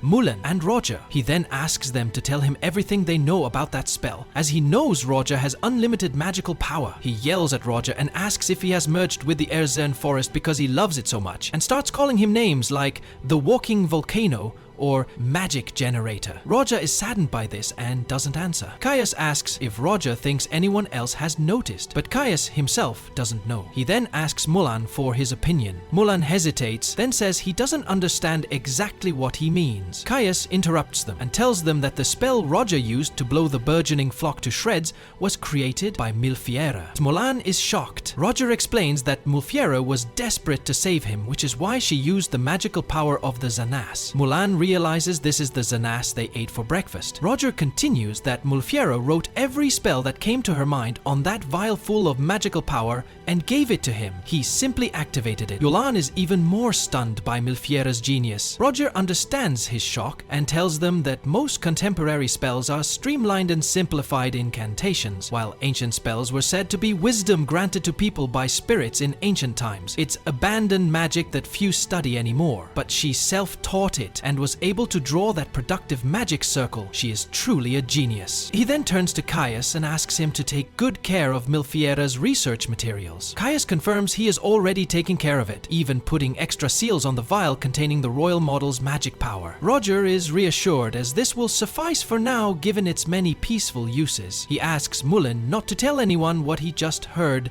until the situation is resolved. Mullen agrees and asks why Roger is telling him this. Roger replies that he wants him to protect Milfiera with Blanche's company and resume his duties as a dragon knight, but also protect her if necessary. Mullen asks if Milfiera will be safe in Midley. Roger replies that there are many people in the area, so he prepared an isolated room he used to use to turn it into a research lab for Milfiera. Nothing must happen to her, and Milfiera's research must not be stopped. If it allows them to safely eat the monsters, Galbraith will change for the better. After the meeting, Roger sits alone and thinks to himself that he must also discuss this with Milfiera. She is a kind person and may not understand that there are people ready to use her research for evil, but he will protect her no matter the cost. Suddenly, Caius draws his sword and tells Roger they need to talk. Roger is shocked. Caius speaks while holding the sword, telling Roger, "You ate without me?" Roger is terrified of him because Caius never smiles. Caius then asks about the delicious Xanas that Milfi prepared and is very angry because they ate food he loves very much. A guard then arrives and asks them for something. Next, we see Roger talking to Milfi. "The men we left behind reported that some Burgening have gone berserk. I intended to take you on a tour, but I apologize that this happened right after your arrival. I'd stay with you, but the rabid monster birds might attack towns and villages. Don't worry,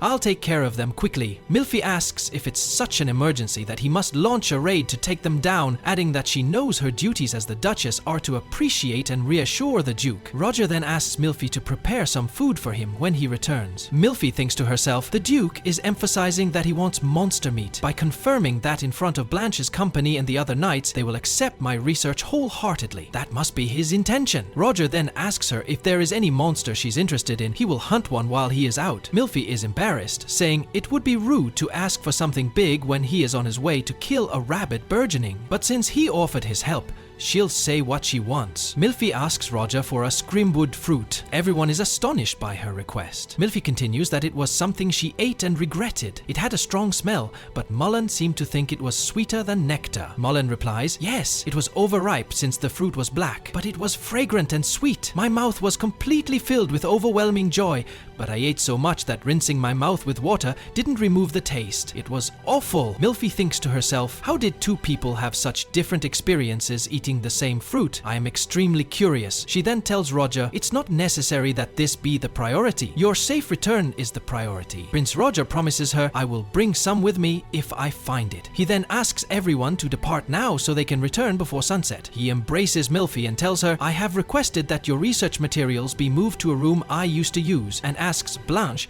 to guide her to this room. The next morning, we see Milfi very worried about her beloved Prince Roger. The flying monsters had attacked them violently yesterday, a fully rabid flock. She is very upset that all she can do is wait and cannot offer help now as she did yesterday. Blanche reassures her, saying there's no problem, he'll return soon. Now eat some breakfast. You must be ready to welcome His Highness with a bright smile. Blanche shows her the room the Duke told her to show Milfi yesterday. From now on, it will be her research lab. Milfi is very happy when she sees it and enters the library, finding many interesting books. However, she is still upset because her beloved has not returned yet. She then sits in the chair thinking about her beloved Prince Roger. After that, she brushes her hair and has breakfast.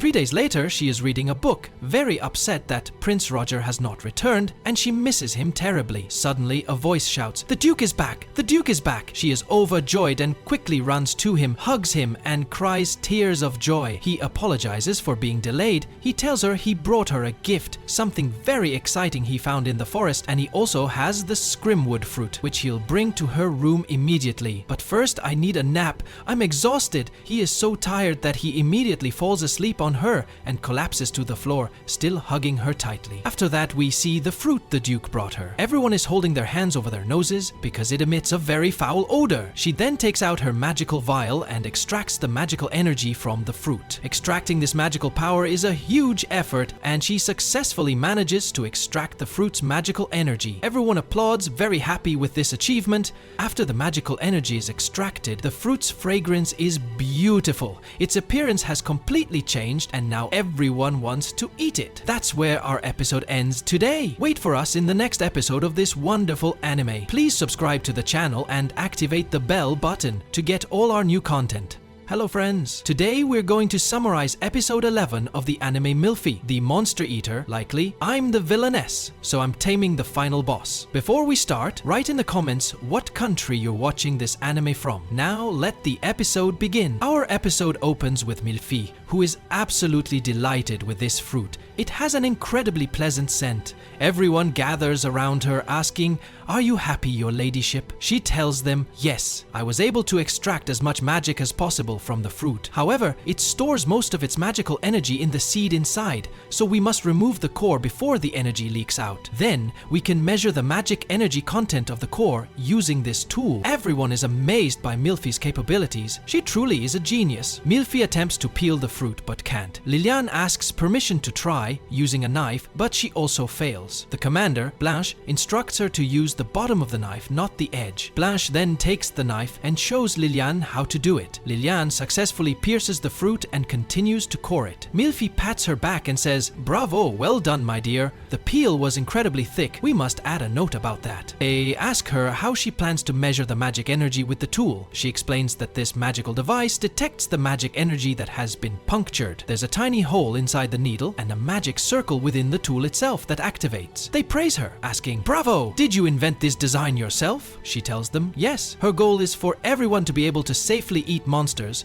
so it would be useless if she hoarded all the knowledge. Ultimately, she wants to distribute tools like this to people so that everyone can easily prepare monsters for consumption. This device gives a visual indicator of the magic energy, which is incredibly reassuring. The tool begins to glow intensely red. Milfi thinks, "Red? What does that mean? Is there still a lot of magic energy inside the fruit? We definitely need to remove the seed." The Knight Commander, Blanche, completely slices the fruit until she reaches the seed's core. Everyone is shocked by the beautiful aroma. It's incredibly sweet and completely different from the fruit they ate weeks ago, which was greenish and lacked such a unique scent. Milfi begins to analyze the situation. The red fruit might be unripe, which could mean it contains some toxins, potentially causing severe diarrhea and acute enteritis, requiring antibiotics and IV fluids. She removes the seed and measures again. Thankfully, there is no signal. This means they can eat it without fear of a stomachache. Everyone is thrilled. Milfi tries it on herself first.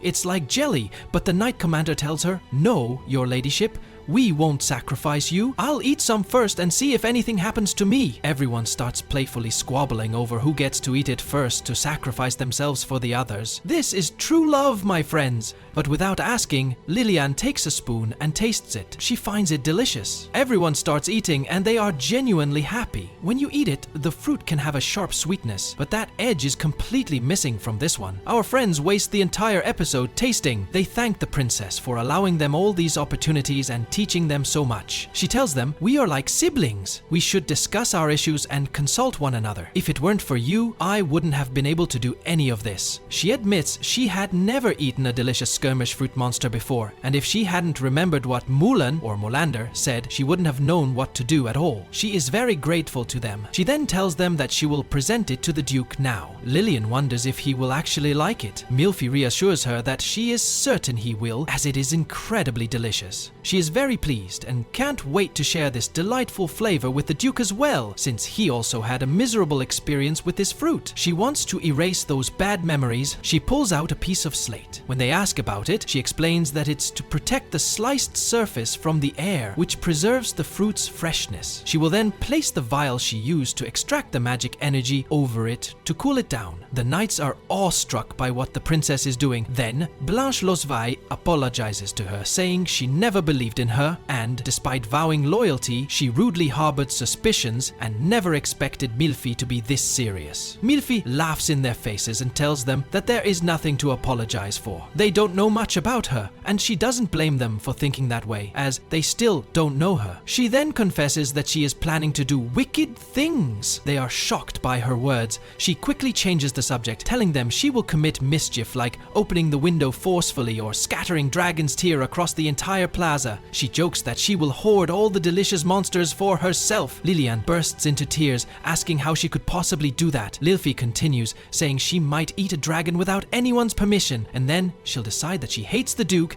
and return to Marshalred. At that moment, Prince Roger stands there and hears her words. He is shocked by what she says and asks her what she means. Milfi is terrified of him. He tells her this is a tragic turn of events and asks if he did something to deserve this anger. She replies that she was only speaking hypothetically and it's impossible for her to hate him. He replies that he is used to hatred. Milfi cuts him off, insisting that she absolutely does not feel that way, and she realizes she has deeply hurt him. Blanche Losvel speaks up, saying that she made Milfi say those things, where they asked about the good-hearted princess and what evil deeds she might commit. He had asked them to determine if she was worthy by standing by his side, but there was a veil over their eyes. Milfi asks them not to reveal all that information, as they shouldn't expose everything. Lillian continues, saying that Milfi just wanted to eat the delicious skirmish fruit and share its joyful flavor with him. Milfi gets embarrassed that Lillian mentioned that. Milfi thinks to herself that they aren't wrong, but it's embarrassing to hear others say it. She blushes intensely when Lillian says, "I want to see the happy face you showed just now, Your Highness.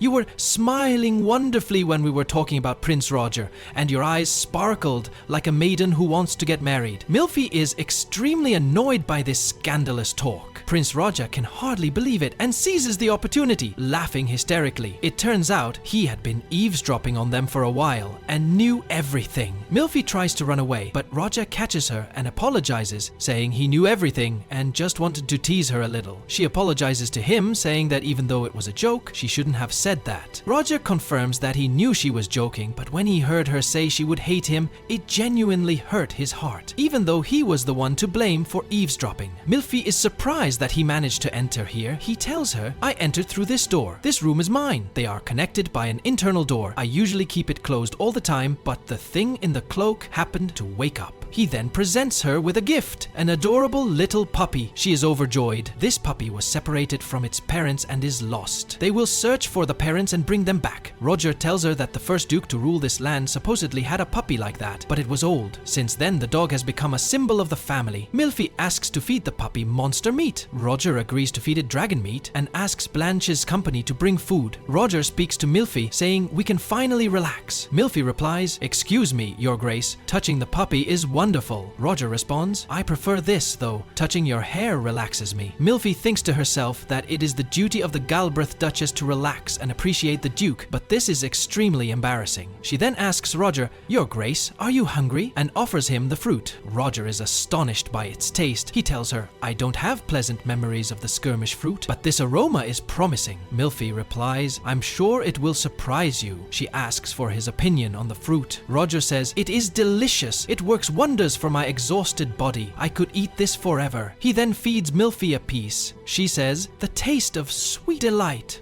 Blanche and Lillian then speak, with Blanche saying, "All right, it's ready." The puppy runs to the food and starts eating. Milfi asks when the puppy will mature. Roger replies, "It will become independent after about a year.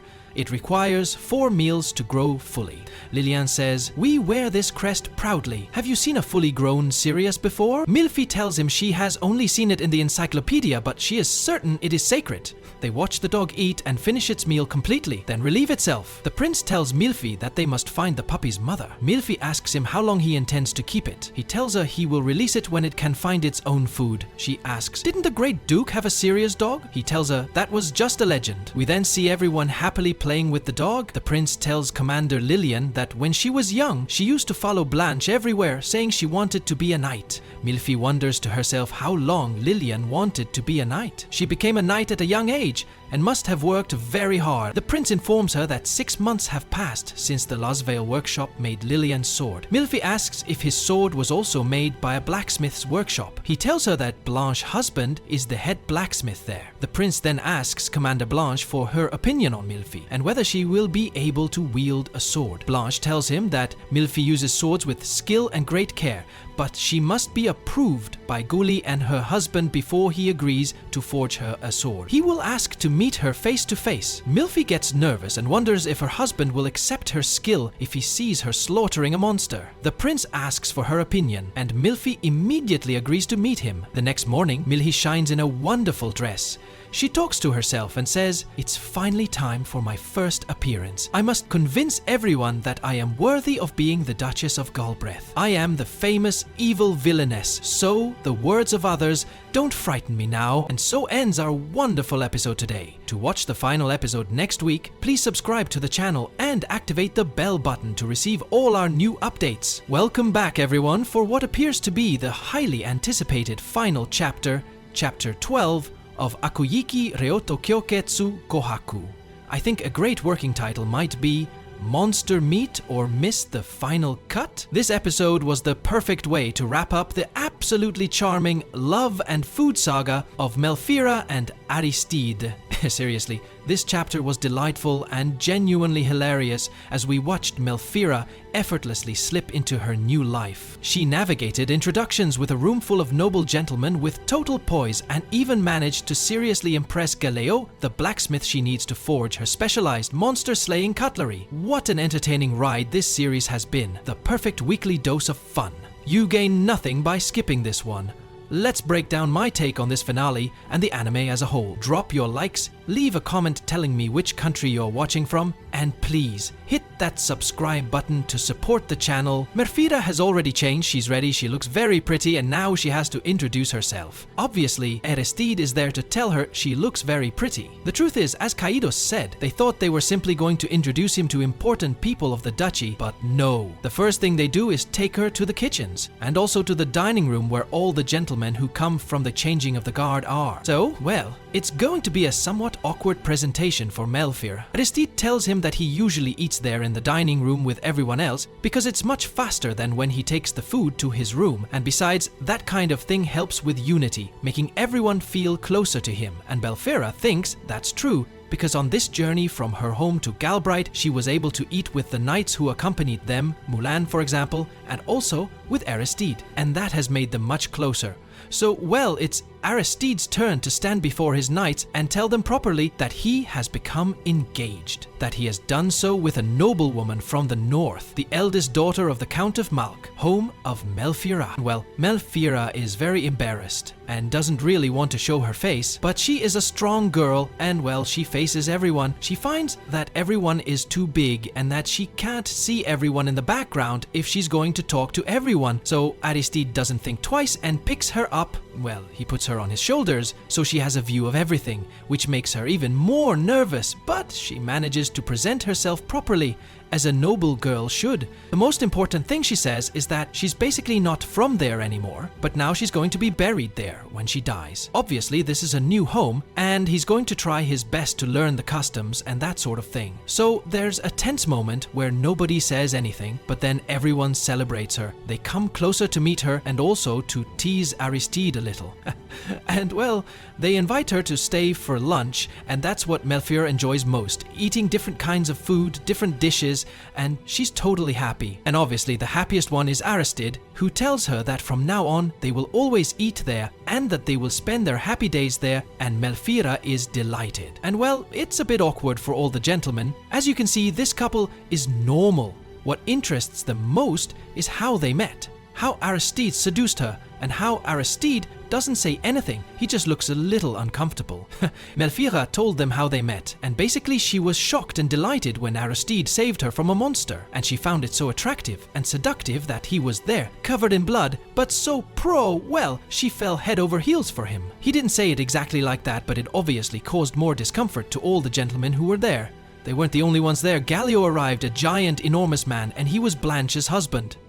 Blanche was the blacksmith, and Melfira also had to get along with him to win his favor, because he had to make her next sword or knives that she needed to cut up the monsters properly. So he is here not just to eat, but because he has come to test Melfeira to see if she is worthy of his craftsmanship. Aristide introduces her to him and tells him that, well, he can't change Galeo's personality, but please don't mistreat his fiancée so much. And well, what Galeo brought was snake liquor from Kistel. Basically, Kistel is a very poisonous snake. The liquor is preserved, it's a wearable drink. Basically, she has to have a drink of this, but Melfeira doesn't seem scared or anything like that. In fact, I knew about Kistel, not in person, but through books. And Galeo says that he puts his soul into everything he does, so he can't give his soul to just anyone. It has to be someone worthy. And of course, Melfeira has no problem taking a sip from the glass of this liquor. The problem is that it's taken straight like that. It turns out that Kios Diesel is the most surprised because the liquor has to be cured with hot water before drinking it. But of course,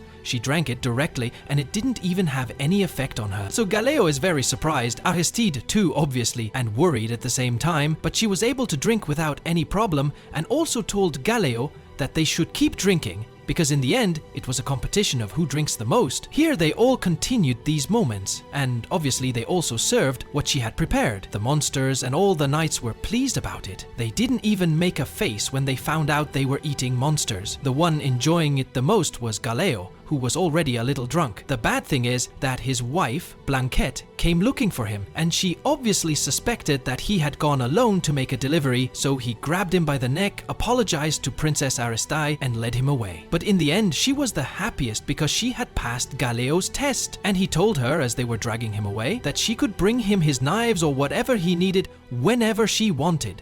The next day, Aristide goes to Melfeira to see if she is alright and gets too close to touch her forehead with his forehead to see if she has a fever or something, but she doesn't. She looks absolutely perfect. She didn't do anything to those exotic drinks. They hear some things through the window and it turns out to be the Celestial Wolf, who is already learning to use some of the skills they have to fly, well, run through the air, if you can call it that. They joke around a bit with the puppy and Kios is the most worried, saying that he shouldn't be in there and that he's a monster, that he may look very cute and all, but, well, he's still a cub, a baby. Aristide agrees that they must find his mother to return him to the depths of the forest, and that is what they plan to do. And, well, Kios, while watching Melfeira and Aristide and putting the little wolf together, realizes that they are both equally troublesome. Come on, they're perfect for each other.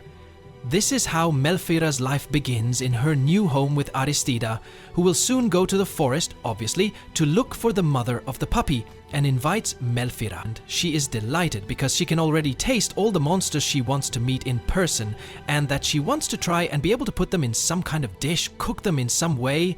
So she is delighted because she can continue her research alongside Aristide and can be happy at the same time, alongside him as his wife, so she couldn't be happy about that. Thus ends chapter 12 of this story, and well, it's the end. The truth is that it's a very entertaining and beautiful anime. I hope there will be a second season at some point. It's an anime to watch calmly week by week, where you don't expect too much, but it still entertains and fills that void when you want to watch something and there's nothing on.